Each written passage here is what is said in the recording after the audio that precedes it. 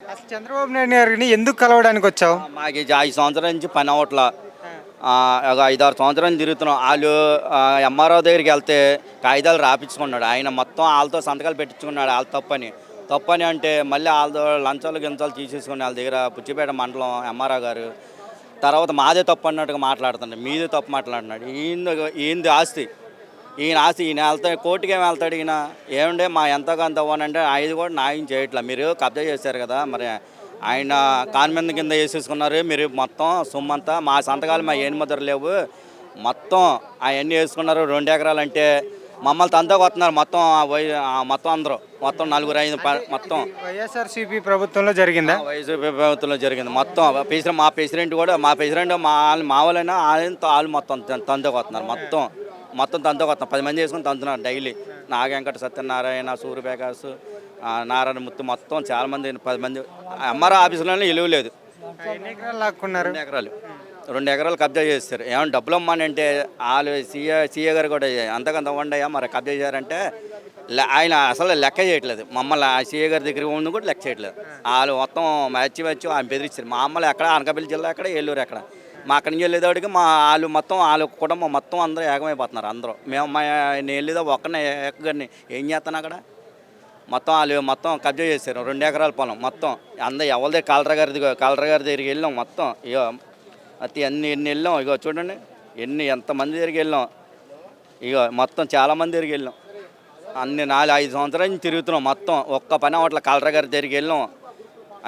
Collector గారు, Vizag collector గారి దగ్గరికి, అనకాపల్లి కలెక్టర్ గారి దగ్గరికి వాళ్ళు చెప్తున్నారు. కానీ ఎంఆర్ఓ ఆఫీస్ ఆయన చేయట్లా. ఎంఆర్ఓ గారు చేయట్లా. ఎంఆర్ఓ గారు ఏంటంటే మీరు ఎందుకు వెళ్తున్నావు, నువ్వేం పని, అక్కడికి వెళ్ళావు ఏం పని అని మమ్మల్ని తిడుతున్నాడు. వాళ్ళు స్టాఫే కొడుతున్నారు మమ్మల్ని. ఆ ఎస్సీ గారు ఏమంటే ఏదైనా చెప్తే గోడ గుద్దేస్తాను ఆయన అంటున్నాడు. ఆ బుచ్చిపేట ఎంఆర్ఓ ఆయన సీఏ గారు అసలు డబ్బులే మనకి వాల్యూషన్ లేదు. ఆ బుచ్చిపేట ఎంఆర్ఓ వాళ్ళ ఏరియాలో మాకు వాల్యూషన్ లేదు అస్సలు. ఏదని చెప్తుండే వాళ్ళ మాట వింటున్నాడు. డబ్బు ఉన్న వాళ్ళు మాట వింటున్నారు కానీ మా మాట వింటలా. సరే ఇలా లాక్కున్నారని గత ప్రభుత్వంలో ఎవరి దగ్గరికైనా వెళ్ళారా? వెళ్ళామండి. 5-6 సంవత్సరాలు 6-5 సంవత్సరాలు తిరుగుతున్నాము మొత్తం.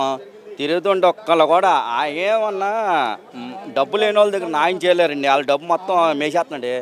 ఏమన్నా డబ్బు పెట్టేస్తున్నాడు. ఆయన కోటీశ్వరులు డబ్బు పెట్టేస్తున్నాడు. మేమేం చేస్తాం? ఛార్జీలకి వెళ్తాకే నా నరకం ఉంది. మేసాడు మొత్తం, తినేసాడు. మా సంతకాలు కాదు, మా ఏను ముద్దలు కాదు, సీఏ దగ్గర పెట్టాం. ఏమంటే మా ఈ కాదండి పాస్ పుస్తకాలు ఆయన తరగబెట్టాడండి. ఆయన కొద్దిగా ఆయన కాలు మీద కింద వేసుకోండి మొత్తం. ఈయన రాడు, ఏలూరు నుంచి రావట్లేదు, చాన్నాళ్ళు అయిపోయింది. ఇంకా ఈయన రావట్లేదని మొత్తం కౌలు కదండి. నేను తనగా పెట్టామండి పాస్ పుస్తకాలతో పాటు.